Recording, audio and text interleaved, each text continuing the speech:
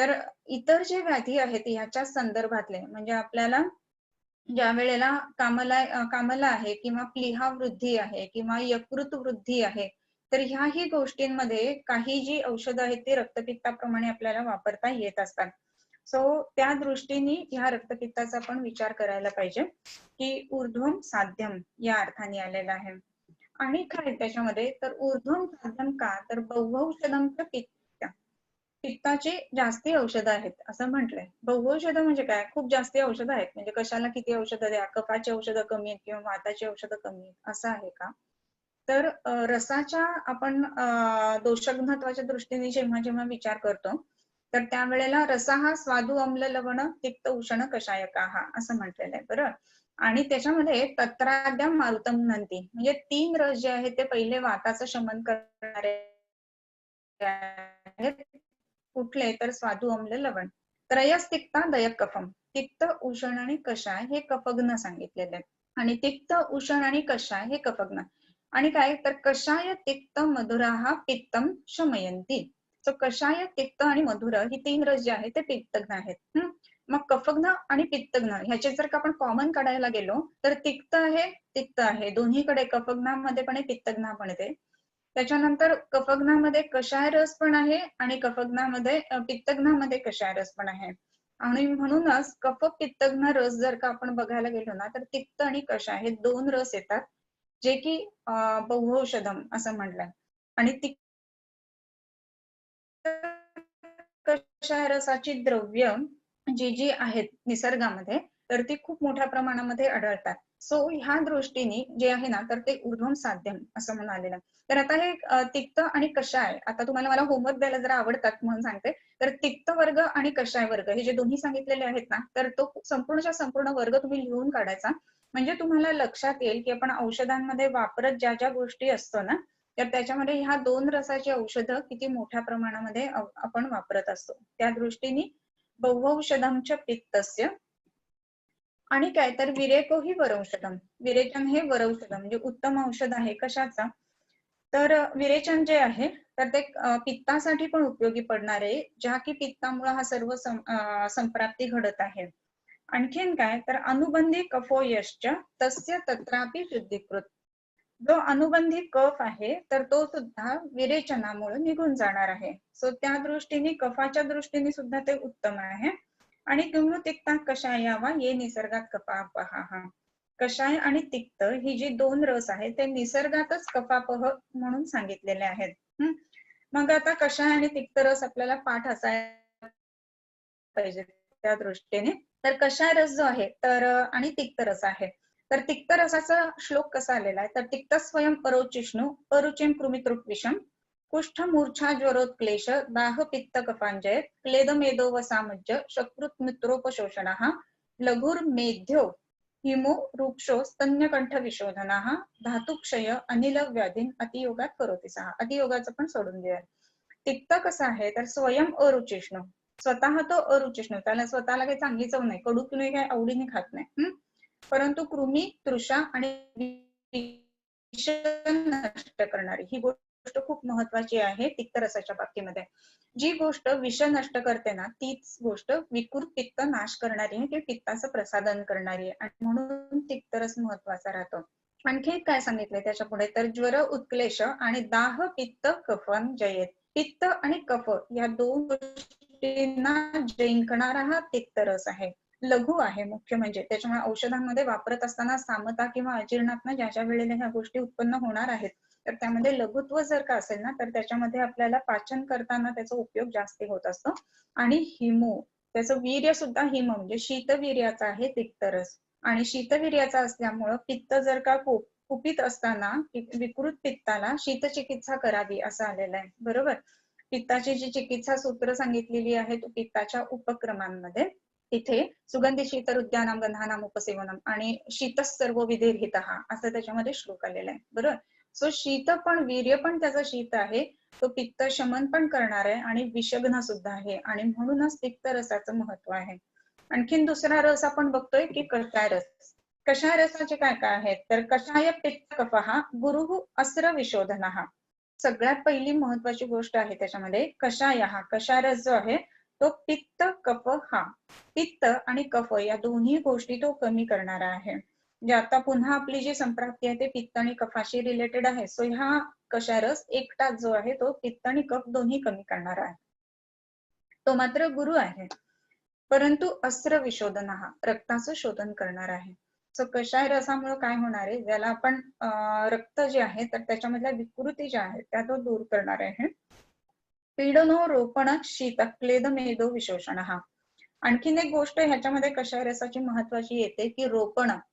आपण बघतोय की रक्तपित्त ज्या ज्या ठिकाणी आहे ना तर त्या त्या ठिकाणी रक्तवाहिन्या फुटून तिथून रक्तस्राव होणं ही गोष्ट घडते, बरोबर.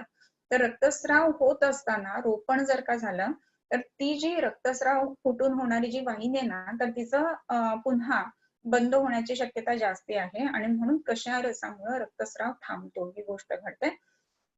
हा सुद्धा शीतवीर्याचा आहे. परंतु क्लेद मेद विशोषण हा असं म्हटलंय, परंतु तो क्लेद कमी करणार आहे. या संप्राप्तीमध्ये आपण बघितलेलं की जे पित्त आहे भ्रूशोष्ण तीक्ष्ण कटवमनी जे आपल्याला पित्त वाढत होतं तर ते वाढणारं पित्त जे आहे ना त्याच्यामध्ये सुद्धा क्लेद वाढतोय, द्रवत्व वाढतंय. तर त्या गोष्टी द्रवम रक्तमच्या मूर्छिते अशी संप्राप्ती होती, तुम्हाला आठवत असेल तर. तर द्रवत्व वाढलं तर त्याच्यामध्ये क्लेद वाढणार आहे आणि तो क्लेद कमी करण्याचं काम जो आहे तो हा कषाय रस करणार आहे. आणि आमसंस्तंभनोग्राही वृक्षो अति त्वक प्रसादन हा असं म्हटलं तर वृक्ष आहे आणि त्याच्यामध्ये तो क्लेदन आहे. तर ह्या गोष्टींच्या मुळे हे दोन्ही जे रस आहेत तर ते दोन्ही रस पित्त आणि कषाय हे पित्त आणि कफावरती उत्तम काम करणारे आहेत. आणि शिवाय त्याचे काही वैशिष्ट्यपूर्ण गुणधर्म आपण बघितले पित्ताचे आणि कषायाचे, त्या दृष्टीने ऊर्ध्वग रक्तपित्त जे आहे ते साध्य ठरतात. त्याच्यानंतर अधोयाप्यम तलाद्यस्मात् प्रत्यर्दन साधनम अल्पौषधम च पित्तस्य वमनम न वरौषधम अनुबंधी चलो यश्च शांतयेपि न तस्य तत् कषायाश्च हितास्तत्र मधुरा एव केवलम. अधोयाप्यम, अधोग रक्तपित्त ते याप्य सांगितलं. याप्य म्हणजे जोपर्यंत औषध चालू आहेत तोपर्यंत ते बरं आहे, परंतु औषध काही कारणानिमित्त आपण थांबवली तर पुन्हा कदाचित होण्याची शक्यता आहे. कारण का तर ते चलाद यस्मात, चलात म्हणजे वातामुळे अधोग रक्तपित्ताची संप्राप्ती घडते. आणि प्रतिमार्गमच्या हरणम रक्तपित्ते विधीयते किंवा ज्याला आपण शोधनम प्रतिलोममच रक्तपित्ते विसर्जितम असं जिथे म्हटलंय ना तर ह्याचा अर्थ काय, जर अधोग रक्तपित्त आहे तर त्याला शमन करण्यासाठी ऊर्ध्व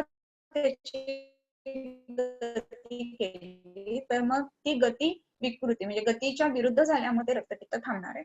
मग आता जर का खालून रक्त पडतंय तर तिथे काय द्यायला पाहिजे, तर वमन द्यायला पाहिजे. मग हे वमन देत असताना काय घडणार आहे, तर हा वात आहे आणि वातासाठी वमन ही काही गोष्ट एवढी योग्य नाही किंवा कुठल्याच पद्धतीने वमन दिल्यानंतर वाताचं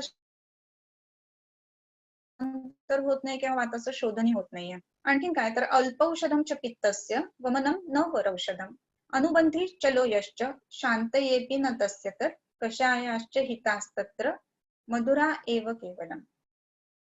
तत्र हिताः कषायाः मधुराः एव केवलम. तिथे म्हणजे कुठे, तर अधोयाप्यम चलात, जिथे अधोग रक्तपित्त आहे तेथे फक्त मधुर कषाय म्हणजे मधुर काढे जे आहेत ते उपयोगी पडतात. तर आता हे याप्यत्व कसं आहे हे आपण बघूयात. हेतू काय आहे अधोग रक्तपित्ताचा, तर वात आहे. चिकित्सा काय सांगितली आहे, तर वमन सांगितले, बरोबर. मग वमन आपण कशासाठी देतो, तर कफे विदध्यात वमनम संयोगे वा कपोलवणे, बरोबर. सो वमन ही गुणाची चिकित्सा आहे, तर कफाची चिकित्सा आहे आणि फार फार तर पित्ताची चिकित्सा आहे. परंतु ह्या सगळ्या ह्याच्यामध्ये वात कुठे कमी होतोय अशी गोष्ट घडते का, किंवा वाताचं शमन होतंय अशी गोष्ट घडते का, नाही. किंवा वाताचं शोधन होतंय अशीही गोष्ट होत नाही, किंवा इथे वाताची गती आपण प्राकृत करतोय अशीही गोष्ट होत नाही. कारण आपण जी गती प्राकृततः अन्न मुखकुहारातून खाली नेऊन आमाशाकडे अन्न नेणं ही जी गती आहे त्याच्या प्रतिलोम गती आपण उत्पन्न करतोय वमनामध्ये आणि त्याच्या वाताचं शमन होण्याचं तर इथे सुखराम कारण नाहीये.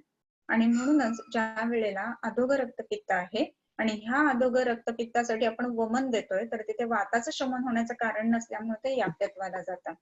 आणखीन एक महत्वाची गोष्ट काय, तर रसांचा आपण बघितला. तर रस आपल्याला आता कुठले बघायला पाहिजेत, एक तर पित्ताची संप्राप्ती आहे आणि त्याच्या बरोबरीने ही वाताची संप्राप्ती आहे, बरोबर.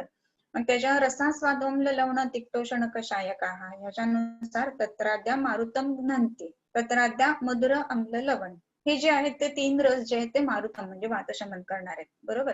सो वातघ्न रस कुठले कुठले मिळाले आपल्याला? स्वादू, आम्ल आणि लवण. पित्तघ्न रस कोणते मिळाले? कषाय, तिक्त आणि मधुरा. कषाय, तिक्त, मधुरा हा पित्तम, बरोबर. मग आता ह्याच्यातलं कॉमन काय आपण बघूयात. स्वादू आहे कॉमन? नाहीये. आम्ल आहे कॉमन? नाहीये. आणि लवण आहे कॉमन? नाही. मग काय कॉमन आहे? तर स्वादू आणि मधुर हे 2 शब्द वेगळे वेगळे आलेले आहेत. स्वादू अर्थातच मधुर ही एकच गोष्ट कॉमन राहते आणि म्हणून वात पित्तघ्न रस जो मिळतो ना आपल्याला, तर तो मधुर मिळतो. जे एकमेव रस असा मिळतो की जो मधुर आहे आणि आपल्याला ह्याच्या दृष्टीने म्हणजे शमनाच्या दृष्टीने तो काम करतोय. मग मधुर स्कंध हा सुद्धा तुम्ही लिहून काढायचा. आपण मगाशी कुठले बघितले? तिक्त आणि कषाय हे दोन्ही रस आणि रसाचे गुण, कर्म आणि ते स्कंध असं लिहून काढा. म्हणजे किती द्रव्य मिळतात हे बघायची, औषधी द्रव्य. आणि मधुर रसाची जर तुम्ही औषधी द्रव्य बघायला गेलात ना, तर मधुर स्कंध जर काढला तर त्याच्यात आहार्य द्रव्य खूप जास्त मिळतात, नक्की औषधी द्रव्य जास्त मिळतात, राईट. सो त्याच्यामुळे आहार्य द्रव्यांमध्ये मधुर मिळेल तुम्हाला खूप सारं, परंतु मधुर रसाच्या औषधांमध्ये त्या मानाने औषधं कमी मिळतात जेवढी की आहार्य द्रव्य मिळतात त्या दृष्टीने. आणि म्हणूनच अधोग रक्तपित्त जे आहे ते याप्यत्वाला जातात. आणखीन कसं आहे तर कफमारुतम संसृष्टम असाध्यम उभयानयम अशक्य प्रतिलोम्यत्वात स्वभावात औषधस्य च नहि संशोधनम किंचित अस्तस्य प्रतिलोमगम शोधनम प्रतिलोमम च रक्तपित्ते भिषज्जितम. आता आपण तिसरं बघितलं तिर्यकगत रक्तपित्त, बरं. तर तिर्यकगत रक्तपित्त कशाने आहे? तर कफ मारुत, 2 गोष्टी त्याच्यामध्ये आलेल्या आहेत. म्हणजे कफ मारुत आणि ऑलरेडी असलेला पित्त, तो प्राकृततः जर बघायला गेलं तर तिन्ही दोष आपल्याला तिर्यकगत रक्तपित्तामध्ये दिसतात. मग तिर्यकगत रक्तपित्तामध्ये असाध्यत्व सांगितलेलं आहे का? तर उभय अयनम. आता उभय अयनम असं म्हणत असताना अयन म्हणजे अधिष्ठान. आता ह्याच्या ठिकाणी आपल्याला दोन्ही ठिकाणी अधिष्ठान दिसतंय आपल्याला त्याचा. म्हणजे काय? तर असाध्यत्व असल्यामुळं आपल्याला वमन आणि विरेचन हे दोन्हीही देता येत नाही. दोन्ही स्थानं जी आहेत ना, तर ती अशक्य प्रतिलोम्यत्वात असं म्हटलेलं आहे. म्हणजे काय? तर कफमारुत म्हणजे तिर्यकगत आहे आणि उभयगत रक्तपित्त रादर वाग्भटांनी म्हटलेलं आहे. तर दोन्हीही त्याची स्थानं आहेत. त्याच्यामुळं उभयग म्हणजे ऊर्ध्व पण आहे आणि अधो पण आहे. ऊर्ध्वसाठी जर आपण विरेचन द्यायला गेलो तर विरेचनाच्या दृष्टीने म्हणजे अधोग स्थानातमधनं जे रक्तपित्त बाहेर पडते ते वाढणार आहे. आणि ज्या वेळेला आपण वमन द्यायला जाऊ तर ऊर्ध्वग स्थानांमधून वाढेल. म्हणून उभयग किंवा उभय रक्तपित्त असं जे आहे तर ते अशक्य प्रतिलोम्यत्वात. प्रतिलोम करणार कसा त्याचा? म्हणजे कुठल्या मार्गाने दोष बाहेर काढणार. आणखीन काय? तर अभावात औषधस्यच्या, तिन्ही दोषांचा शमन एक साथ करेल असा रस नाही कॉमन. द्रव्य आहेत त्रिदोषग्न म्हणून बरीचशी द्रव्य आलेली आहेत. पण ही जर का द्रव्य आपण बघायला गेलो ना तर ही सगळी द्रव्य त्रिदोषग्न जी काही मिळतात आपल्याला तर ती रसायन म्हणून काम करणारी बऱ्याच वेळेला आपल्याला सापडतात. आणि त्रिदोषग्न द्रव्य अशी हे सुद्धा एक तुम्हाला आज मी होमवर्क साठी देणार आहे की तिन्ही दोषांचं शमन करणारी अशी कोणकोणती द्रव्य आहेत ती शोधून काढायची. कसं आहे ना की पंचीकरणात प्रत्येक द्रव्य बनलेलं आहे. 5ही महाभूत त्याच्यामध्ये आहेत. 5ही महाभूत असताना कोणतं तरी महाभूत विशेषत्वाने व्यक्त होतंय आणि त्याच्यामुळे त्याचा रस आपल्याला उत्पन्न झालेला दिसतो. जसं ते क्ष्मांभोग्नि क्ष्मांभूतेजख वायवाग्न निलोगो निलैहि द्वयोल्बणिक्रमात भूतैर मधुरादी रसोद्भव, हे असं पद्धतीनं रस उत्पन्न होतात. मग त्याच्यामध्ये 6ही रस असणार असं जे द्रव्य असेल ते त्रिदोषांना शांत करणार असेल. आणि षड्रसात्मक द्रव्य जर का तुम्ही बघितलं ना तर एण म्हणजे काय हरणाचा मांस आहे ना तेवढं एकच षड्रसात्मक द्रव्य आहेत. बाकी सगळी पंचरसापर्यंत जातात. तर तुम्हाला जर काय इंटरेस्ट असेल ना तर हा एक एक्सरसाइज तुम्ही करू शकता. 1 रसाचं द्रव्य, 2 रसाचं द्रव्य, 3 रसाचं द्रव्य, 4 रसाचं द्रव्य आणि 5 रसाचं द्रव्य आणि 6 रसाचं द्रव्य. या 6 रसांच्या द्रव्यांमध्ये एकच फक्त मिळतं की त्याच्यामध्ये काळ्या हरणाचा मांस ज्याला म्हणतात तर ती गोष्ट.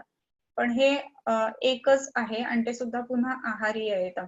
औषधी स्वरूपामधल्या ज्या ज्या काही गोष्टी आहेत ना त्या दृष्टीने कफमारुत म्हणजे उभयग हे जे रक्तपित्त आहे त्याला शमन करणं खूप कठीण आहे. न हि संशोधनं किंचित अस्ति अस्य प्रतिलोमकाचं म्हणजे उभयग रक्तपित्त जे आहे त्याचं शोधन उपलब्ध नाही का, तर प्रतिलोम करताना दोनही स्थान तिथे इन्व्हॉल्ड असल्यामुळं आपल्याला गमनही देता येत नाहीये आणि विरेचन पण देता येत नाही. आणि काय सांगितलेलं आहे मग इथे हा चिकित्सा सिद्धांत आलेला आहे, शोधनम प्रतिलोममच रक्तपित्ते विसर्जितम. शोधनम प्रतिलोमम, प्रतिलोम असं शोधन जे आहे ते रक्तपित्तामध्ये वैद्याला जिंकून देणार आहे किंवा रक्तपित्ताला जिंकण्यासाठी वैद्याने ते वापरावं या अर्थाने आलं. प्रतिलोममच शोधनम. असं प्रतिलोम शोधन इथे उपलब्ध आहे का, नाही आहे, आणि म्हणून इथे आपल्याला देता येत नाही. एवं एव उपशमनम सर्वशः न अस्य विद्यते. सोडवल्या ना गोष्टी खूप सोप्या होतात, गुंता असला की जरासं आपल्याला अवघड जातं, आणि म्हणून जेवढ्या जेवढ्या जोडाक्षर किंवा समास वगैरे येतात ना तर तेवढा आपल्याला तो ग्रंथ थोडासा जास्त अवघड वाटत असतो. एवं एव उपशमनम, त्यामुळे ह्याचं जे उपशमन जे आहे सर्वशः न अस्य विद्यते, ह्याचं न नाही मिळत. संसृष्टेषु हि दोषेषु सर्वजित शमनम हितम. म्हणून असे संसृष्ट दोष असताना या ठिकाणी उभयग रक्तपित्त असताना काय द्यावं लागतं, तर शमनच द्यावं लागतं. आणि शमन चिकित्सा जी आहे तर ती रक्तपित्ताच्या दृष्टीने देत असताना ते सुद्धा पुन्हा आपण बघितलं की रसांच्या दृष्टीने तीनही दोष कमी करणारे रस असे वापरणं, ह्या गोष्टी जर करायच्या झाल्या तर फार क्वचितच आपल्याला द्रव्य सापडतील त्याचे, आणि म्हणून हे जे आहे ते असाध्य असं सांगितलेलं आहे. मग प्रत्येक वेळेला आता तुमचे प्रश्न कदाचित असतील की इंटरनल ब्लिडिंग मग प्रत्येक वेळेला असाध्य कुठे असतं, थांबतं की वगैरे वगैरे. हा, परंतु अगदी बरोबर आहे ते थांबतं, पण ह्याची जी व्याप्ती आहे ना दोषांची ती किती झाली आहे किंवा किती प्रमाणामध्ये दोष वाढलेले आहेत ह्याच्यावरती त्या गोष्टी अवलंबून राहतील. म्हणून अशक्य संसृष्टेषु दोषेषु सर्वजित शमनम हितम. त्याच्यानंतर तत्र दोषानुगमनम स्थिरास्त्र इव लक्षयेत. तत्र तेथे म्हणजे कुठे, रक्तपित्तामध्ये दोषाचं अनुगमन, दोष कशा पद्धतीनं जात आहेत शरीरामध्ये, सिरास्र इव लक्षयेत.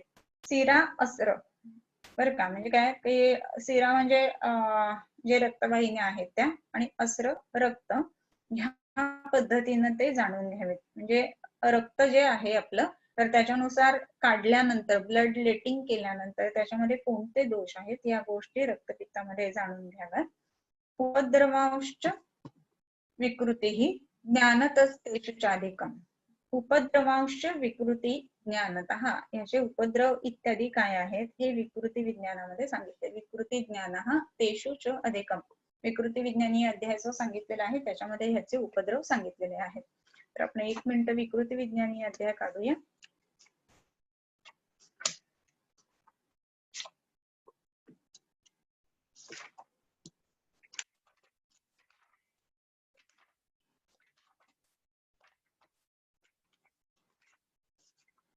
ज्या वेळेला रक्तपित्ताचा आपण विचार करतो तर असाध्यत्व आणि ह्या गोष्टी तर इथे त्यांनी सांगितल्या, परंतु विकृती त्याच्या संदर्भामध्ये म्हणजे त्याचे उपद्रव काय होतील, त्याच्यानंतर त्याच्या ज्याला आफ्टर इफेक्ट्स आपण म्हणू असे काय होतील, तर ह्या सगळ्या ज्या काही रक्तपित्ताच्या गोष्टी आहेत ना तर त्या कशावरून आणि कशा समजाव्यात किंवा त्याचं ज्याला आपण हे म्हणतो की व्याप्ती काय आहे, तर ही सगळी गोष्ट आपण त्याच्यामध्ये बघायला पाहिजे. आता ह्याच्या पुढे आशुकारी येतक कास तमेवात प्रवक्षते. त्याच्यानंतर कासाचं निदान चालू होता.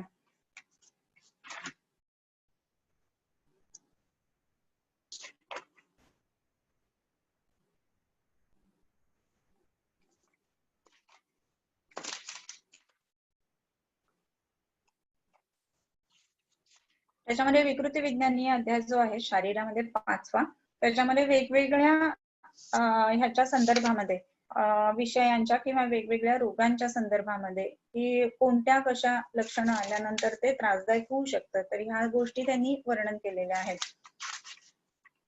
तर त्याच्यामध्ये गुल्म सर्प शोथ जोरातीचा 15-10.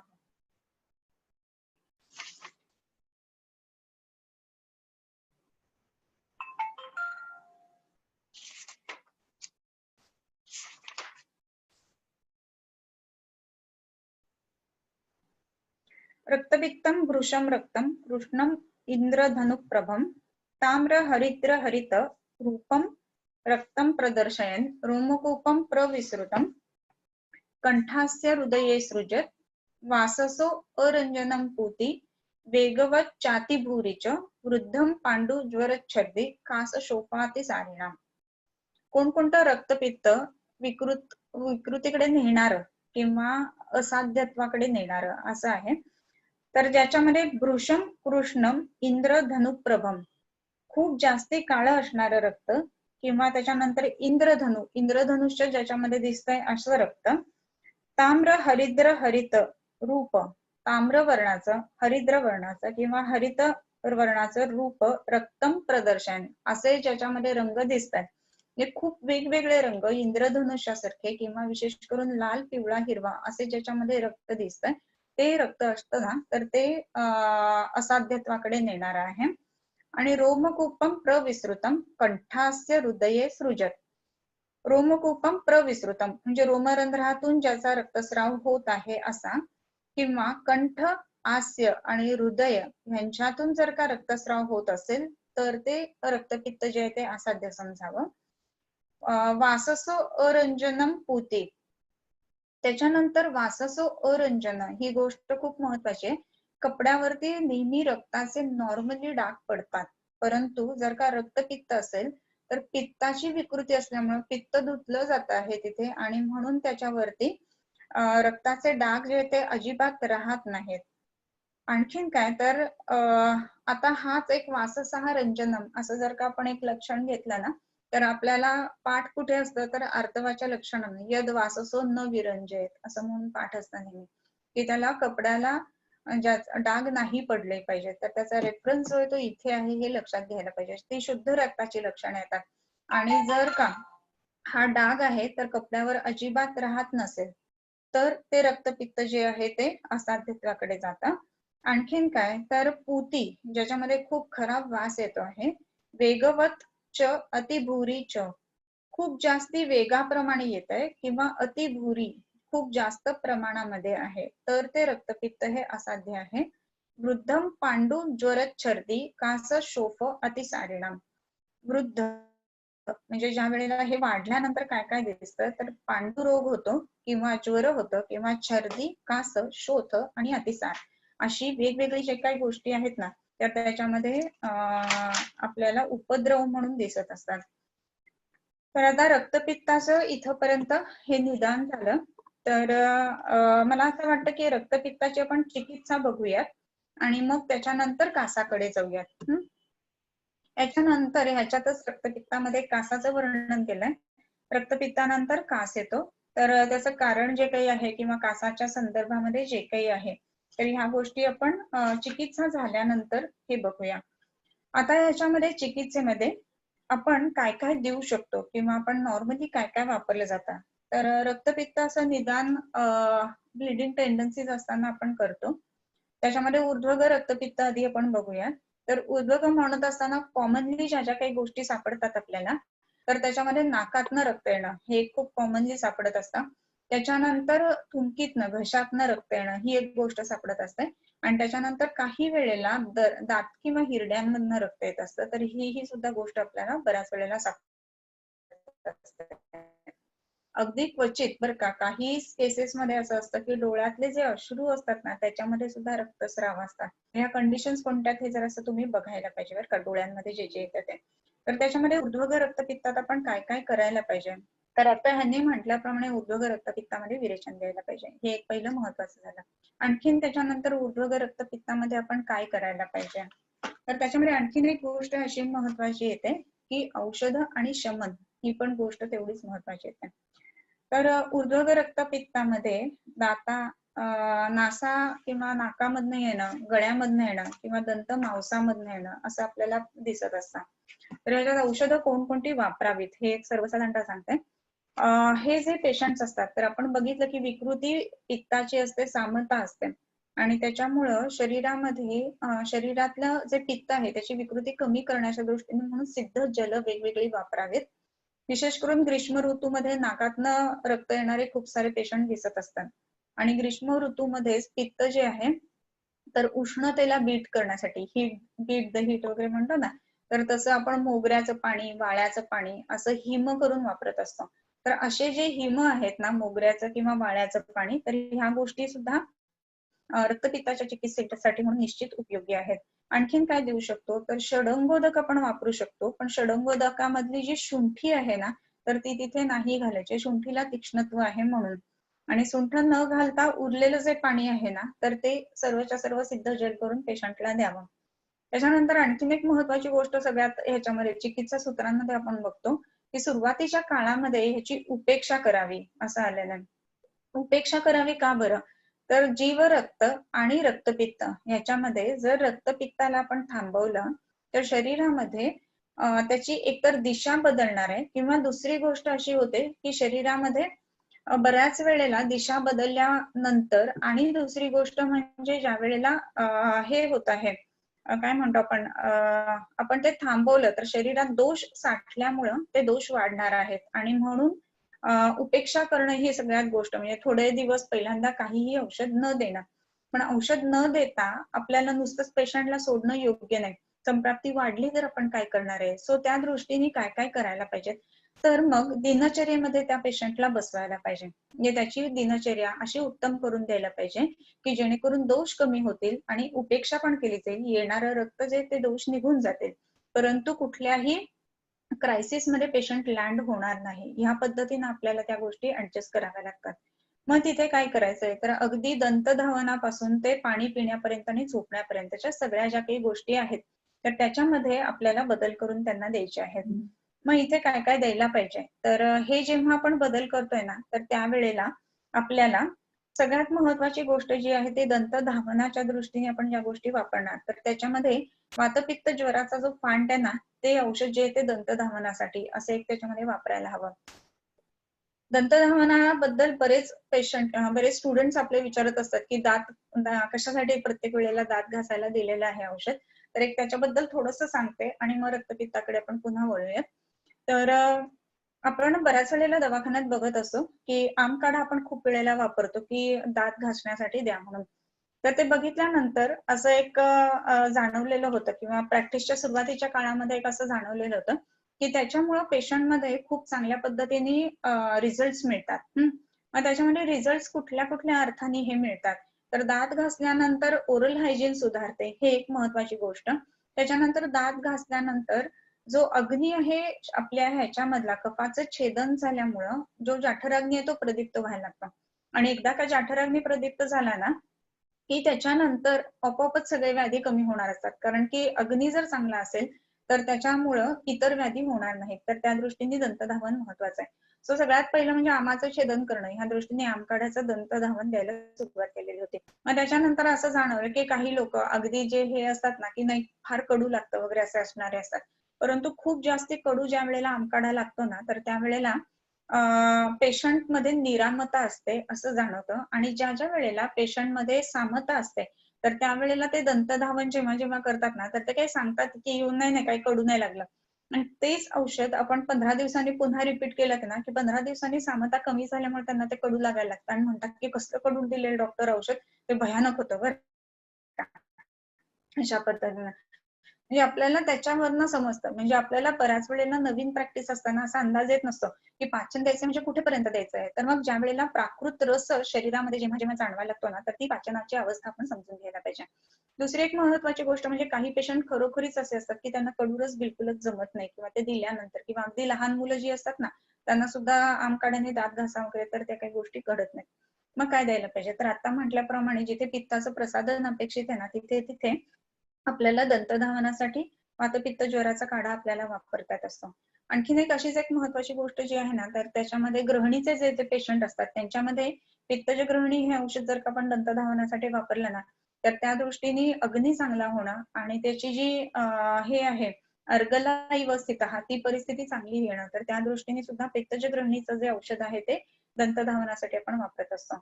आणखीन एक महत्वाची गोष्ट त्याच्यामध्ये अशी येते, की खूप पेशंट असतात, की ज्यांना झोप लागत नसते आणि विचार खूप निगेटिव्ह येत असतात. आणि त्याचं कारण सुद्धा पोट बिघडणं हे असतं. ज्या ज्या वेळेला पोट खराब असतं ना, त्या त्या वेळेला विचार खूप मनात येत असतात किंवा विचारांचा गुंता असतो किंवा निगेटिव्हिटी विचारांची खूप जास्ती असते. तो पोटातले कृमी किंवा पोटातला आम हे नष्ट करण्याच्या दृष्टीने काही विशिष्ट औषधं देणं तिथे गरजेचं आहे. तर तिथे तगरादी कषाय जो आहे ना तो दंतधावनासाठी वापरावा. तर हे दात घासणं प्रकरण ना हे सकाळी म्हणजे उठल्यानंतर पहिलं शौच विधेस्ततः, नंतर अर्कन्य ग्रोध खदिर ह्या गोष्टी चालू होतात, जे की आता सध्या बऱ्याच कुठल्या पेस्टच्या नावांनी आपल्याला सुरुवात होत असते. सगळे जे आहेत ना दंतधावनं त्याचे रस आणि पेस्टचा रस हा एकदम विरुद्ध असतो. पेस्ट जे आहेत त्या तिखट अगदी एखादी किंवा अदरवाईज सगळ्या पेस्ट त्या गोड असतात आणि लहान मुलांच्या पेस्ट तर भयंकर गोड असतात. आणखीन दंतधावनाच्या बाबतीमध्ये आपण ह्याच पद्धतीनं वेगवेगळा विचार करून वेगवेगळी औषधं तिथे आपण वापरू शकत असतो. तर आपण रक्तपित्ताच्या बाबतीमध्ये बोलत होतो, तर तिथे आपण वातपित्त जे ज्वराचं जे औषध आहे ना त्यातली औषधं आपण ज्वराच्या चिकित्सेच्या वेळेला बघितलेली होती. यष्टी वगैरे अशा पद्धतीचे आहेत, धातकी वगैरे. तर हे सगळं संधान करणारी गोष्टी आहेत आणि त्याच्याचमुळं वातपित्त ज्वराचं औषध जे आहे त्याचा दंत धावनासाठी उपयोग करायला पाहिजे. आणखीन त्रिवृत, शामा आणि ह्याचा साखर घालून काढा करून देणं. त्रिवृत म्हणजे पांढरं निषोत्तर, शामा काळं निषोत्तर आणि त्या दोघांचा काढा द्यावा. म्हणजे काय होईल तर अनुलोमन होईल, ऊर्ध्वग रक्तपित्ताचा पण विचार करतोय आणि पित्त शरीरामधलं निघून जाणं. कसं आहे ना की बऱ्याच गोष्टी असतात की ज्या विरेचन करणाऱ्या असतात. पण पित्त शमन करून विरेचन करणं असं द्रव्य निवडायला पाहिजे. म्हणजे आपल्याला असं असतं ना की हेच का निवडलं, हे का नाही निवडलं, एवढे सारे विरेचन कल्प आहेत. मग त्याच्यामध्ये आता अभयादी मोदक आहे किंवा इतर अजून काय काय आहे. परंतु हे सगळं करत असताना ज्या वेळेला पित्त शमन करणारं द्रव्य तुम्ही जर का आता निषोत्तर काढून बघितलं तर निषोत्तराच्या गुणधर्मांमध्ये ते पित्त शमन आहे आणि निषोत्तर साखरेबरोबर म्हणजे साखर पुन्हा पित्त शमन आहे आणि मग पित्त शमन होणं आणि अनुलोमन होणं या दोन्ही गोष्टी एकाच वेळेला तिथे घडतात आणि म्हणूनच त्रिवृत आणि शामा या दोन गोष्टी ज्या आहेत तर त्यांचा साखरेबरोबर काढा करून वापरायला हवा. आणखीन एक त्याच्यातली महत्वाची गोष्ट जी आहे ना ती यष्टी आणि प्लस दूध या दोन गोष्टी. तर दवाखान्यात येणाऱ्या बऱ्याच जणांनी बघितलेलं असेल की नॉशिया असतो, व्हॉमिटिंग असतं किंवा उलटी होताना बऱ्याच वेळेला रक्त येतं, इतकं ऍसिडिटी आहे असं पेशंट सांगून येत असतात. तर असे जे पेशंट असतात ना त्यांच्यामध्ये यष्टी प्लस दूध असा जर का लेप आपण झेफिस्टर्नम वरती लावला, बाहेर फक्त बरं का, झेफिस्टर्नमच्या एरियामध्ये, तरी सुद्धा हे जे बाहेर येणारं nausea, vomiting with blood stain discharge असं जे असतं ना तर ह्या सगळ्या गोष्टी कमी येत असतात. तर त्या दृष्टीने यष्टी प्लस दूध हे आपण झेफिस्टर्नमला लेपासाठी वापरायला पाहिजे. आपण सगळीकडे पाठ केलेलं असतं वासा उत्तम रक्तपित्तघ्न आहे. सो एकेरी वासाचा रस काढून त्याच्यामध्ये देणं ही गोष्ट सुद्धा तेवढीच महत्वाची राहते. आता वासाचा रस काढताना आपण बऱ्याच वेळेला बघितलेलं असतं की वासा फुटपाक पद्धतीने रस काढला जातो. म्हणजे वासाचा वाफून घ्यायच्या चाळणीवरती आणि मग रस काढायचा म्हणजे मग त्याचा रस निघतो. का तर एरवी जर का नुसताच आपण काढला ना तर रस निघत नाही जास्त चांगला म्हणून म्हणजे जास्त प्रमाणामध्ये. परंतु इथे अनग्नी पद्धतीने जेव्हा जेव्हा रस काढला जाईल ना तर त्याचा परिणाम जास्त चांगला येतो आणि म्हणून स्वेदन देऊन वासाचा रस काढायच्या ऐवजी डायरेक्ट पानं ठेचून कलक करून त्याचा रस काढायला पाहिजे. आणखीन एक ह्याच्यामध्ये आपण ज्या ज्या वेळेला बघतोय ना रक्तपित्त तर आता आपण बघितलं की विरेचन द्यायला पाहिजे वगैरे. तर तसाच एक निषोत्तर तांदळी म्हणून कल्प आहे जो आपण बऱ्याच वेळेला दवाखान्यांमध्ये सुद्धा वापरताना बघितलेला असतं. निषोत्तर आणि तांदूळजा हे दोनच घटक त्याच्यामध्ये आहेत.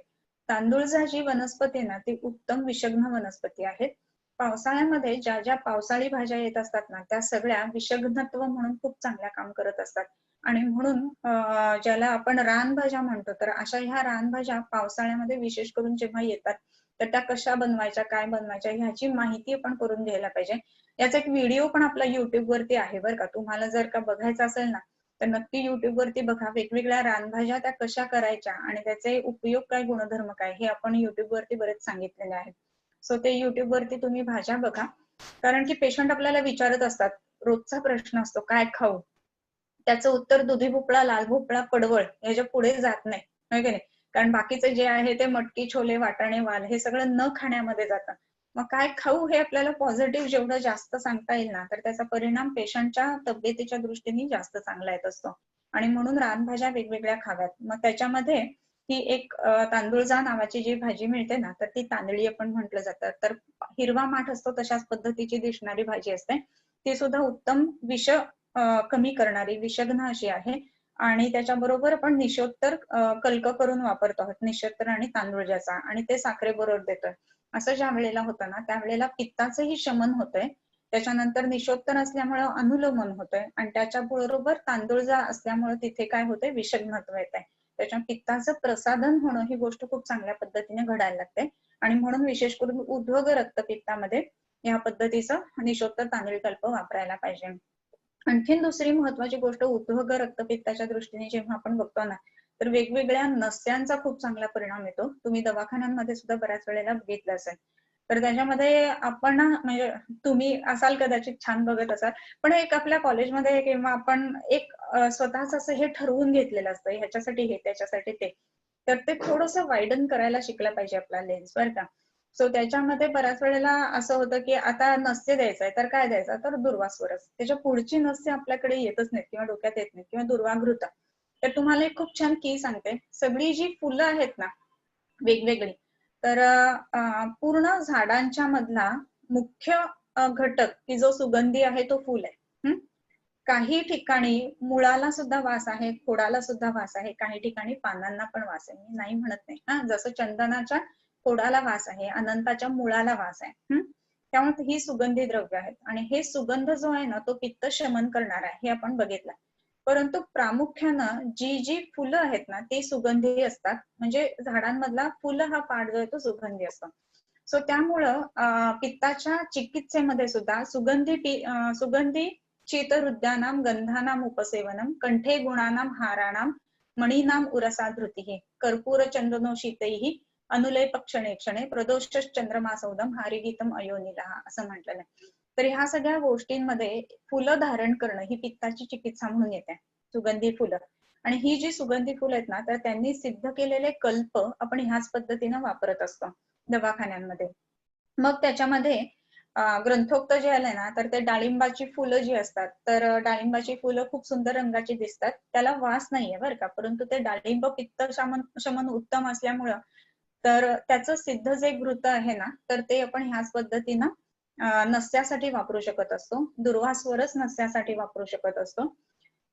सध्या आपल्याकडे समजा कुठलंही फुल नाही आहे आणि पेशंट आलेला आहे तर काय करणार आहे तर सूचिकर अनंत ह्याचा प्रथमन जे आहे त्याचा उपयोग खूप उत्तम होत असतो.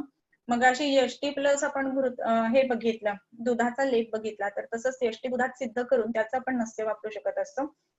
काहीच नाहीये, पेशंट घरी आहे आणि तुम्हाला फोन आलाय, तर मग अशा वेळेला काय वापरायचं आहे तर तिथे शर्करा जल आहे ना संपृक्त द्रावण केलेलं, म्हणजे साखर घ्यायची, पाणी घ्यायचं, पाण्यामध्ये साखर घालून विरघळत बसायची.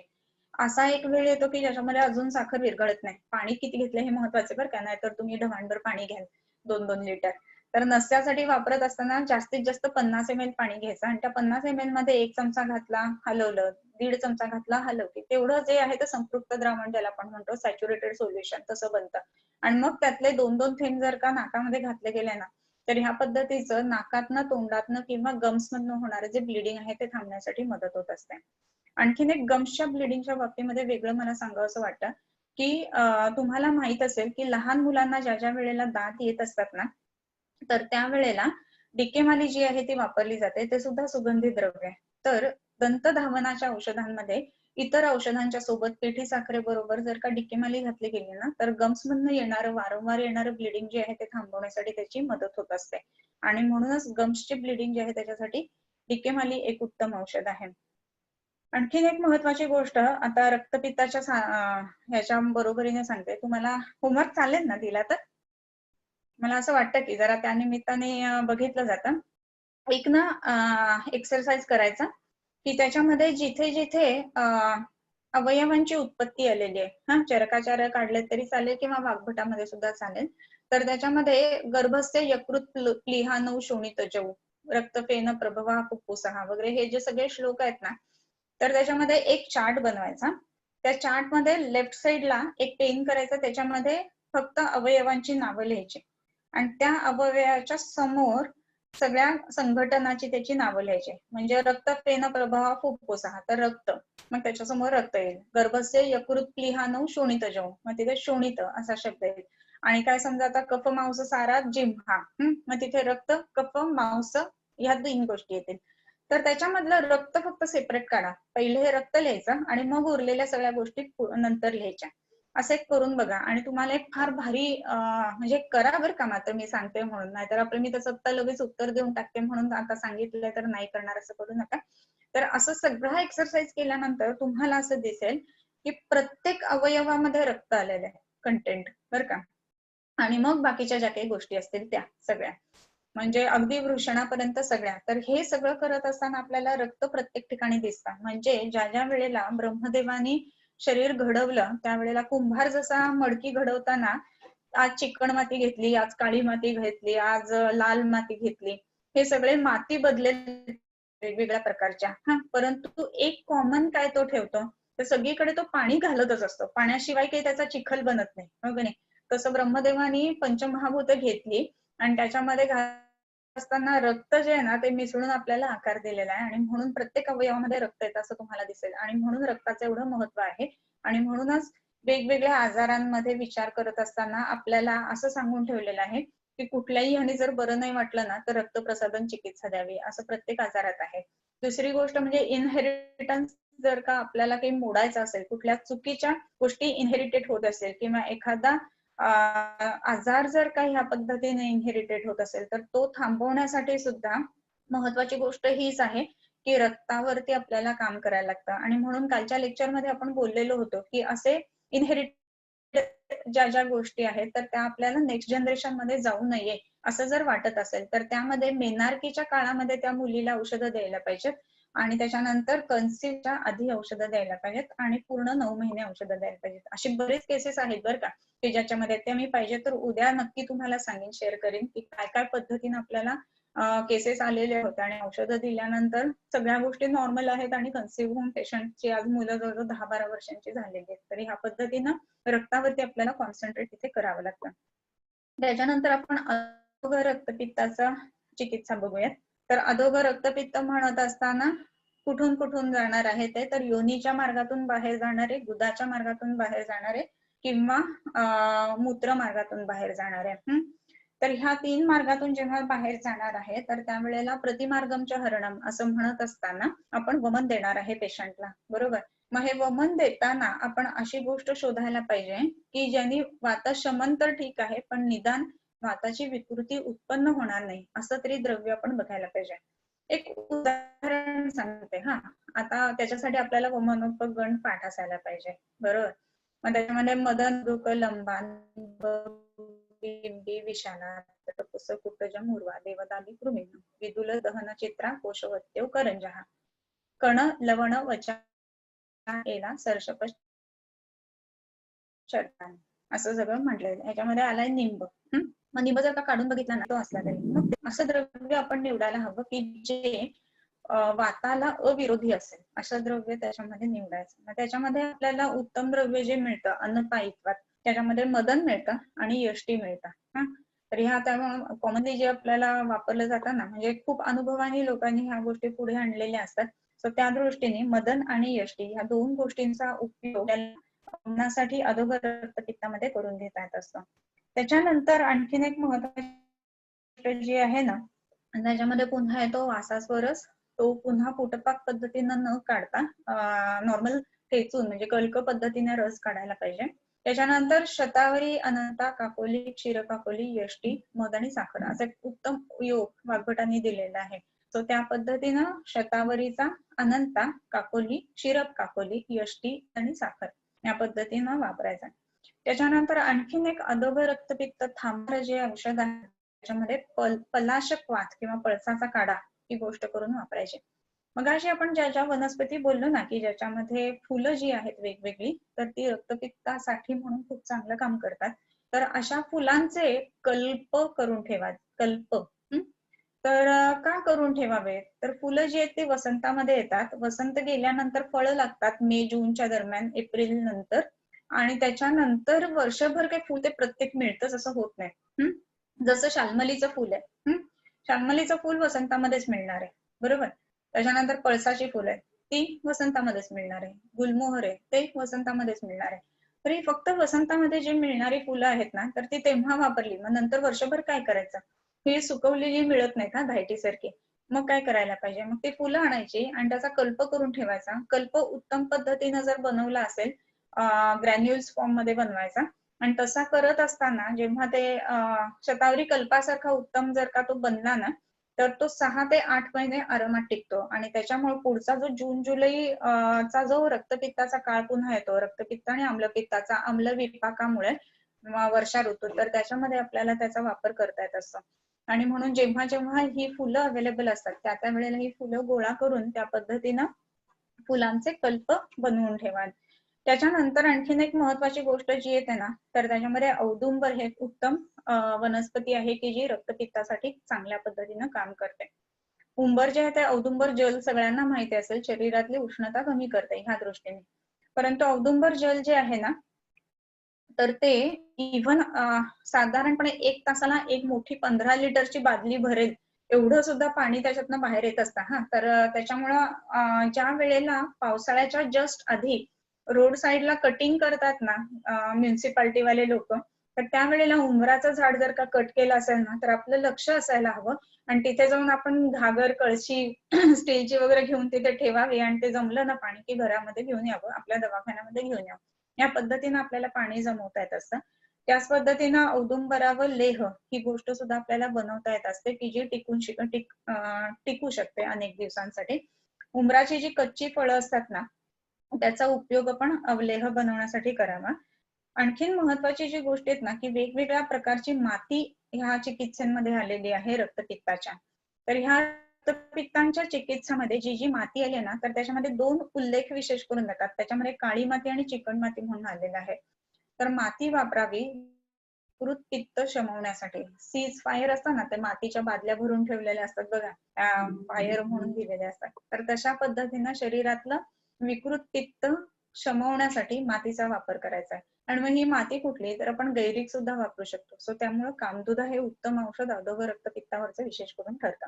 आणखीन काय, तर बरेच वेगवेगळे काढे आलेत बरं का त्याच्यामध्ये, की चंदन, लाह्या, वाळा, मुस्ता, मूग, पिंपळी ह्या आणि यव ह्या सगळ्यांचा एक काढा बनवून घ्यावा. आणखीन काय करायला पाहिजे, तर त्याच्यामध्ये चिकित्सा सूत्र असं म्हणत असताना पित्त ज्वराची चिकित्सा करावी, रक्तातिसाराची चिकित्सा करावी, अर्शाची चिकित्सा करावी आणि क्षतक्षीणाची चिकित्सा करावी असं म्हणून सूत्रामध्ये आलेलं. सो या सगळ्यांचा विचार, ह्याचाच अर्थ असा होतो, ह्याची चिकित्सा जर रक्तपित्तामध्ये उपयोगी येत असेल ना, तर ह्या केसेसमध्ये म्हणजे पित्तज ज्वरामध्ये, रक्तातिसारामध्ये, अर्शामध्ये किंवा क्षतक्षीणामध्ये रक्तपित्तासारख्या किंवा रक्तपित्त सदृश संप्राप्त्या घडतायत आणि त्याच्यामुळं चिकित्सेमध्ये त्या गोष्टींचा उल्लेख येत असतो. ह्याच्यामध्ये आणखीन एक महत्वाची गोष्ट अशी अधोगर रक्तपित्ताच्या बाबतीमध्ये मला सांगायची वाटते, की कुठून रक्तस्राव होतोय ही सुद्धा गोष्ट तेवढीच महत्वाची राहते. उद्या आपण त्याच्यामध्ये आणखीन सेपरेशन करूयात. त्याच्यामध्ये गुदगत रक्तस्राव, योनिगत रक्तस्राव आणि दुसरी म्हणजे मूत्रगत रक्तस्राव. तर मूत्रातिसार किंवा मूत्रगत रक्तस्राव जो आहे ना, त्याच्यामध्ये युरिनेशन मधनं ब्लिडिंग होत आहे. तर अशी गोष्ट घडत असताना आपल्याला गोक्षूर, शतावरी, सालवण, पिठवण, रानमाश, रानमुद्ग आणि ह्या सगळ्यांचं सिद्ध दूध ह्या गोष्टी वापरावेत. इथे सिद्ध दूध सांगितलेले आहेत. याचं कारण काय, दूध पुन्हा पित्ताचं शमन करणार आहे आणि म्हणून ह्या वेगवेगळ्या सिद्ध दुधांचा उपयोग होत असतो. योनिगत रक्तस्राव असा जेव्हा आपण विचार करतो ना, तर त्यावेळेला योनिगत रक्तस्रावामध्ये अनेक कंडिशन्स वेगवेगळ्या येऊ शकतात. तर त्या आपण उद्या नक्कीच घेऊया. आणखीन आज तुमच्या ज्या काही हे असेल ना, शंका असतील त्या येऊ देत. रक्तपित्ताची चिकित्सा आपण उद्या अजून कंटिन्यू करूया आणि त्याच्यानंतर आपण कासाचे निदान चालू करूया. शंका असतील तर विचारा.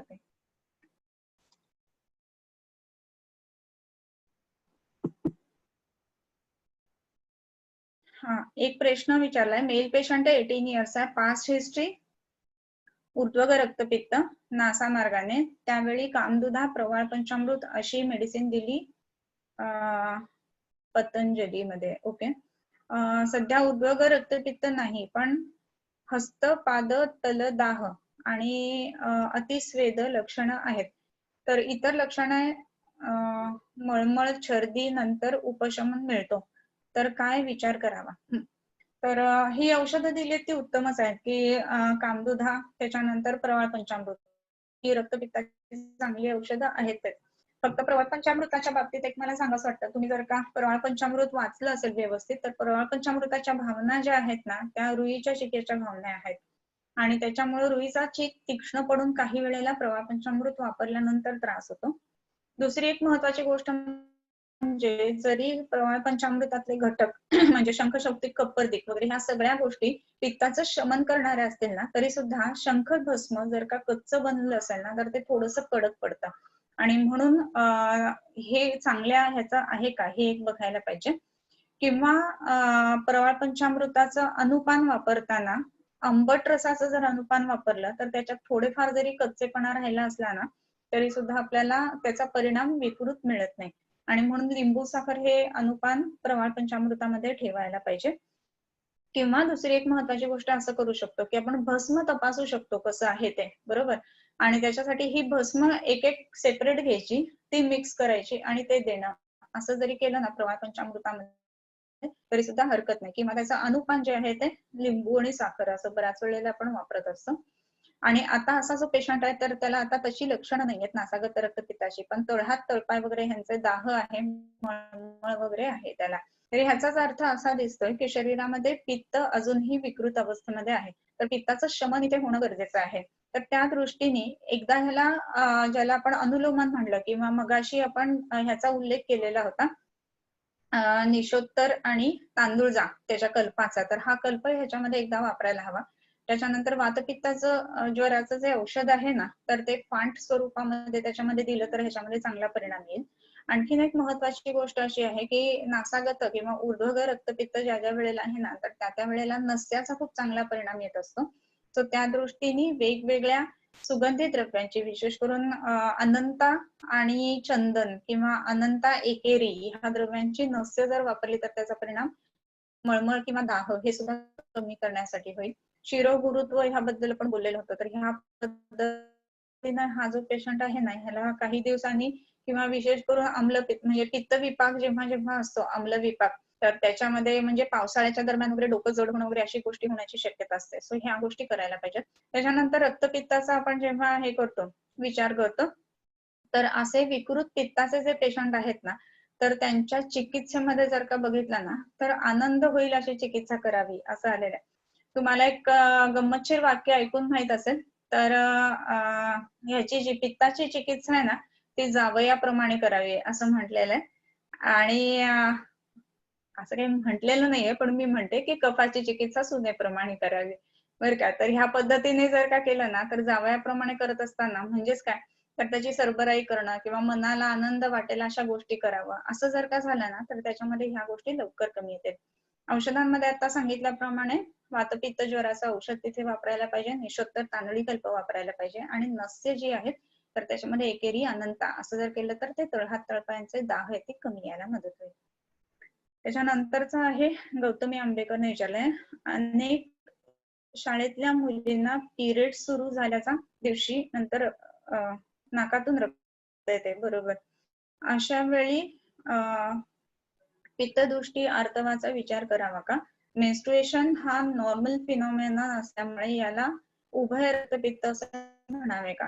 हा, कसं आहे ना की इथे उभयगत रक्तपित्त असं म्हणत असण्यापेक्षा सुद्धा ना हे ऊर्ध्वग रक्तपित्तामध्येच घ्यायला पाहिजे. याचं कारण की मेन्स्ट्रुएशन हे नॉर्मली होणार आहे, परंतु ती गोष्ट घडत असताना शरीरामध्ये पित्तज आपण ज्याला हे म्हणतो रक्तदृष्टी म्हणण्यापेक्षा सुद्धा इथे शोणित दृष्टी किंवा आर्तव दृष्टी असं होत असताना बऱ्याच वेळेला ही लक्षणं दिसतात की नाकातनं रक्त येणं वगैरे असं दिसत असतं. आणि लहान मुलींना जास्त करून ह्या गोष्टी दिसतात. मग अशा वेळेला काय करायला पाहिजे, तर रक्त येतं आहे तर त्याची थोडीशी उपेक्षा करणं हा एक पहिला भाग झाला. परंतु त्याच्याने जर का अगदीच थकवा वगैरे वाटत असेल तर औषधं द्यायला पाहिजे. आता ह्या मुद्द्यावरून अजून एक गोष्ट मला आठवली, तेवढी तुम्हाला सांगते की जीवरक्त आणि रक्तपित्त हे ओळखावं कसं, किंवा त्याचं वेगळं आयडेंटिफिकेशन काय आहे हेही आपल्याला माहित पाहिजे की कुठेपर्यंत उपेक्षा करायची जे जाणारं रक्त आहे ते. तर रक्तपित्त जे आहे ना ते आणि रक्त जे काही बाहेर येत असेल तर ते एखाद्या ब्रेडच्या किंवा पोळीच्या तुकड्यावरती वगैरे घ्यावं, बरं का. आणि घरी जर एखादं पेट अॅनिमल वगैरे असेल ना किंवा बाहेरचं कुत्र, तर त्याला ते खायला घालायचं. आणि तसं केल्यानंतर जर का रक्तपित्त असेल ना तर हे कुत्री लोक खात नाहीत त्याच्यावरती, आणि जर का जीवरक्त असेल ना तर ते चाटून चाटून खातात. याच्यावरनं आपल्याला समज की आपली उपेक्षा जी चालू आहे ती रक्तपित्ताची आहे का रक्ताची उपेक्षा आपण करतो. तर त्या दृष्टीने ही एक निसर्गाच्या सोबत आपण केलेली टेस्ट असं आपण म्हणू शकतो. तर ह्या दृष्टीने त्याचा विचार करायचा. त्याच्यानंतर ही जी पेशंट्स असतात की ज्यांना पिरियडच्या दरम्यान नाकातनं रक्त येत आहे, तर असे जे पेशंट आहेत ना त्याच्यामध्ये उत्तम आहे ते डाळिंबाच्या फुलांचा रसाचा नस्य वापरणं, त्याने सार्वदेहिक पित्ताचं शमन होईल. दुसरी गोष्ट म्हणजे पोटामध्ये पलाश पुष्पाचं वापरायला पाहिजे, म्हणजे शरीरातलं पित्त विकृत जे ते कमी झाल्यामुळं. आता कसं आहे बघा की हे जे आहे रजाचा स्राव होत असताना रक्ताचं प्रवृत्ती होते. रज कशातनं बनायला पाहिजे, नॉर्मली जर आपण घेतला तर ते रसात नाही, बरोबर, रसापासून रज सांगितलेलं आहे. परंतु रज बनताना त्याच्यामध्ये जर का रक्त यायला लागलं तर तिथे पित्त विकृती यायला लागते आणि मग मळमळ होणं किंवा ताप येणं किंवा नाकातनं रक्त येणं अशा गोष्टी घडायला लागतात. आणि म्हणूनच ह्या वेळेला चिकित्सा देताना नस्याचा आपण चांगला उपयोग करून घ्यावा. त्याच्यानंतर आणखीन एक महत्वाची गोष्ट म्हणजे चिडचिड त्रागा ह्या मुलींना बऱ्यापैकी असतो ह्या जस्ट बिफोर द मेन्सेस. तर त्यामुळं ह्या मुलींना अनुलोम विलोम, शीतली आणि सितकारी हे प्राणायाम नियमित करायला सांगायला पाहिजे, म्हणजे चिडचिड त्रागा कमी होतो आणि चिडचिडीमुळे जे पित्त वाढत असतं ती गोष्ट कमी होत असते. सॉल्टी आहार आहे तो कमी द्यायला पाहिजे, हे तर साहजिक आहे. आणखीन एक महत्वाची गोष्ट अशा वेळेला जर ऑब्झर्व केलं असेल ना तर पिरियडच्या पहिल्या दिवशी ही घडते आणि नंतर घडत नाही, आणि तोपर्यंत पिरियड व्यवस्थित चालू झालेला नसतो, म्हणजे स्पॉटिंग कुठेतरी होतं, पहिले रक्त नाकात नाही आणि मग नंतर प्रॉपर ब्लिडिंग व्हायला लागली, सगळ्या गोष्टी कमी येतात. याचाच अर्थ काय तर त्याचं वाताची गती विकृत होते आणि अनुलोम होत नाहीये. आणि म्हणून अशा पेशंट्स मध्ये आपण जो कल्प मगाशी म्हटलो निशोत्तर तांदळी, तर तो वापरायला पाहिजे. कमी खात असतात किंवा खात असतात, सो त्या दृष्टीने पटोलाच्या पानांची भाजी वगैरे अशा जर का गोष्टी वापरल्या गेल्या तर ह्याच्यामध्ये त्रास होत नाही आणि ब्लिडिंग हळूहळू थांबायला लागतात. त्याच्यानंतरचा क्वेश्चन आहे रक्तपित्त आणि heart disease, blockage, ventricular failure यांचा विचार कोरिलेशन. कसं आहे की हृदय जर का, खूप छान प्रश्न आहे, याच्यावर एक मस्त तुम्हाला अॅनाटॉमी सांगितते. बऱ्याच वेळेला आपण म्हणत असतो की आयुर्वेदामध्ये अॅनाटॉमी अशी काही नीट नाहीये, ह्याला हे जे म्हणतील ते दुसरे लोक त्याला म्हणतात, आणि ठरलेल्या काही गोष्टी आहेत की ज्या क्लोम सारख्या आहेत की ज्याच्यामध्ये बऱ्याच वेळेला की हे नक्की काय आहे माहिती नसतं, तर मग कोणी उजवं फुफ्फुस म्हणतंय, कोणी टाळू म्हणतंय, मग ही अॅनाटॉमी कशी काय धरायची. तर अश्रुजक कंडरा सिरा असं म्हटलंय. मग हृदय याचं वर्णन जे काही आहे ते बाकी पुंडरीकेण सदृशम वगैरे असं सांगितलेलं आहे. परंतु हृदय जे आहे ना ते स्वतःहून जर बघितले तर ते मॉडिफाईड वेसलच आहे, राईट. सो तसं असल्यामुळं हृदयाची उत्पत्ती जी आहे रसजम हृदयम विद्यात असं म्हटलेलं आहे, बरोबर. तर रसाचा संबंध आहे. आणि दुसरी गोष्ट म्हणजे जर का सिरेपासनं सिरा सदृशच त्याची उत्पत्ती आहे ना, तर त्याच्यामुळं आपण त्याचा विचार अश्रुजहा कंडरा सिरा याप्रमाणे करायला पाहिजे, जे रक्तापासून सिरा उत्पन्न होते. रक्तातली जर विकृती असेल तर त्याच्यामुळं तयार होणार जे हृदय आहे ना तर त्याच्यामध्ये सुद्धा विकृती येण्याची शक्यता असते. आणि म्हणून काही कारणांमुळे ज्या ज्या ठिकाणी रक्ताची दृष्टी करणारे हेतू घडतात तर तिथे रक्तपित्त सदृश लक्षणं घडायला लागतात. आणि त्यामध्ये ब्लॉकेज म्हणण्यापेक्षा इन्फार्क्ट जास्ती होणं किंवा छोट्या रक्तवाहिन्या लवकर ब्रेक होणं ही गोष्ट त्याच्यामध्ये व्हायला लागते.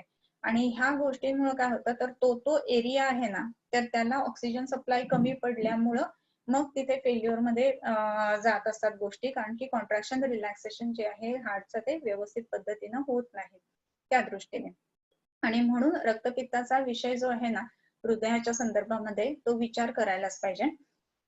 काही पेशंट असे असतात ना की ज्या वेळेला हे आलेलं आहे म्हणजे एमआय बसलेला आहे असे जे पेशंट असतात त्या वेळेला 2-3 एक महत्वाच्या गोष्टी आहेत की थंड पाणी आहे ना, चरकाचार्याने सांगितलंय की ते त्याच्या अंगावरती टाकावं एकदम, त्या शॉक मधनं एकदम येतं आणि ते हृदय काम करायला लागतं. दुसरी महत्वाची गोष्ट अशी आहे की तिथे 20 ते 25 जळवा हृदयाच्या एरियावरती लावायच्या. तर ते ज्या वेळेला ते काढून घेतील ना रक्त, तर त्या विकृत रक्ताच्या लेटिंगमुळे, ब्लड लेटिंग झालेलं असल्यामुळं तिथे रक्त जे आहे ते चांगलं प्रवाहित व्हायला लागतं आणि हृदय पुन्हा चालू होण्याची शक्यता वाढते. तिसरी महत्वाची गोष्ट अशी आहे की स्तनमूल आणि स्तनरोहित हे जे दोन सांगितलेली मर्म आहेत, म्हणजे लेफ्ट निप्पलच्या खालती 2 बोटं आणि त्या पॉइंटच्या लॅटरलला 2 बोटं, असं जर का तिथे योग्य पद्धतीनं आपण दाब दिला तर त्याचा परिणाम जो आहे ना तर तो आपण ह्या दृष्टीने म्हणजे जो आलेला अटॅक आहे तो थांबवणं आणि पेशंटला रिससिटेट करणं ह्या दृष्टीने उपयोगी पडत असतो. आणि म्हणून रक्तपित्ताचा आणि हृदयाच्या विकारांचा निश्चितच संबंध राहतो. त्याच्यानंतर राजयक्ष्मा व्याधीमध्ये रक्तवमन हे लक्षण असते. इथे रक्तपित्ताचा विचार करता येईल का? आता आपण बोलताना बोललेलो होतो बघा की रक्तपित्ताची चिकित्सा कशी कशी करावी, म्हणजे थंब रूल्स दिलेले आहेत त्यांनी. तर एकतर पित्त ज्वराप्रमाणे करावी, दुसरी म्हणजे रक्तातिसाराप्रमाणे करावी, तिसरी गोष्ट अर्शनाप्रमाणे करावी आणि चौथी गोष्ट म्हणजे क्षतक्षीणाप्रमाणे करावी, असा श्लोकच आलेला आहे बरं का वाग्भटामध्ये. तर क्षतक्षीण जो आहे ना तर त्याचा एक प्रकार जो बसतो तो राजयक्ष्म्यामध्ये बसतो. आणि म्हणून राजयक्ष्म्यामध्ये ज्या ज्या वेळेला रक्तवमन हे लक्षण दिसतं तर त्यावेळेला ते रक्त थांबवणं, पाचन करून थांबवणं, प्रसादन करून थांबवणं ह्या दृष्टीने रक्तपित्ताचा विचार त्याच्यामध्ये करता येतोच. याचं उत्तम औषध जे आहे ना ते क्षतक्षीणामध्ये किंवा क्षयजकासामध्ये किंवा क्षतजकासामध्ये जे जे सांगितलंय तर ते म्हणजे लाक्षा आलेलं आहे. सो लाख जी आहे ना, आता एक तुम्ही विचार करा हा, आपण जेव्हा लोकपुरुष साम्य सिद्धांत बोलतो हा, तर आपण झाडावरती एक काप दिला, चीर दिली हा, तर त्यातनं काय बाहेर पडतं, तर त्याच्यामध्ये एक पाण्यासदृश स्राव बाहेर पडतो. आणि तो स्राव जो आहे ना तो विशिष्ट काळामध्ये, म्हणजे आता उंबरावरती समजा दिला तर नंतरहून त्याच्यावरती उंबराचा डिंक बनतो, बरोबर. तर तसंच लाख बनते, तसं वेगळ्या पद्धतीनं वेगळ्या झाडावरती. तर ही लाख जी आहे ना पिंपळामध्ये बनते हा, तर त्या पद्धतीनं पिंपळाची लाख जी आहे तसं शरीरावरती आपल्या कुठे पण छेद दिला तर बाहेर काय येतो, रक्त येतं, बरोबर. रस रक्त असा. तर त्या सदृशत्वाने ती लाख जी आहे ना ती रक्तावरती काम करणारी आहे.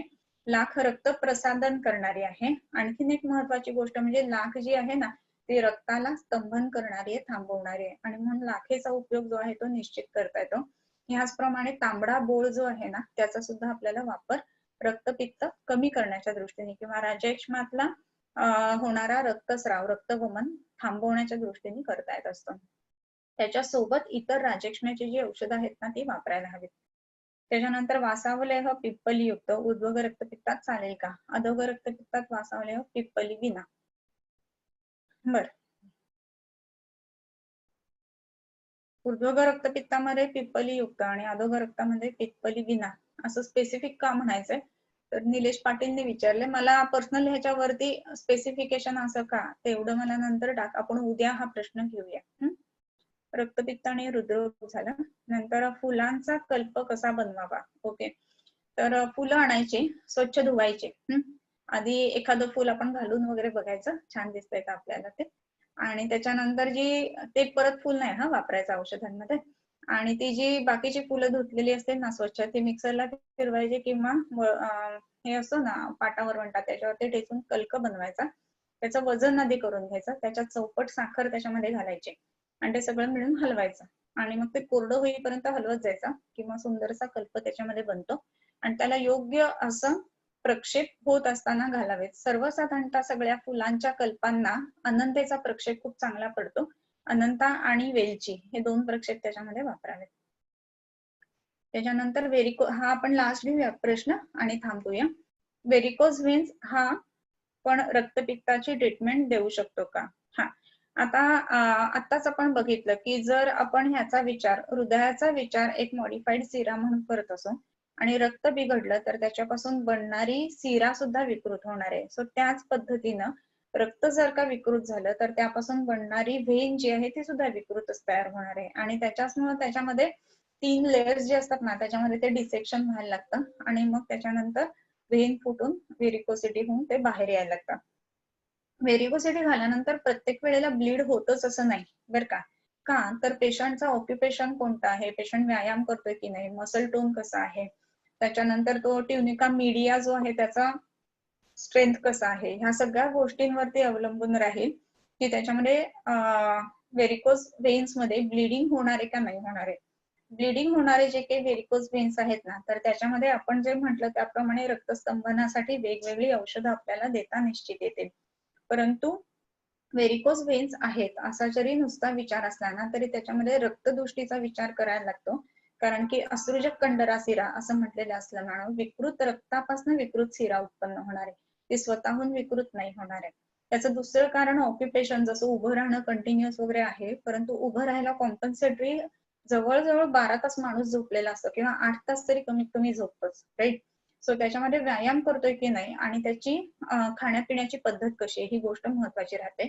खाणं पिणं जर पित्त विकृत करणार असेल तर अभिषंद उत्पन्न होतो शरीरामध्ये, लवण आणि आम्लरस जास्ती असेल तर, आणि त्याच्यामुळे तयार होणारं रक्त विकृत होतं आणि मग सिरांची उत्पत्ती जी आहे ते विकृत होते, म्हणून व्हेरिकोसिटी येत असते. ठीक आहे. पुढचे क्वेश्चन जे आहेत ते तुम्ही ह्याच्यावरती टाकून ठेवा ग्रुपवरती, तर त्याप्रमाणे आपण उद्या ते घेऊयात. बरेच प्रश्न आहेत अजून, पण आज जरा वेळ आहे, तो टाइम अप झालेला आहे, तर त्या दृष्टीने रेटायनल ब्लिडिंग एक आहे, किंवा उद्या पुन्हा विचारले तरी चालेल, कारण उद्या आपला जास्ती करून विषय जो आहे तो रक्तपित्त चिकित्सा हाच राहील.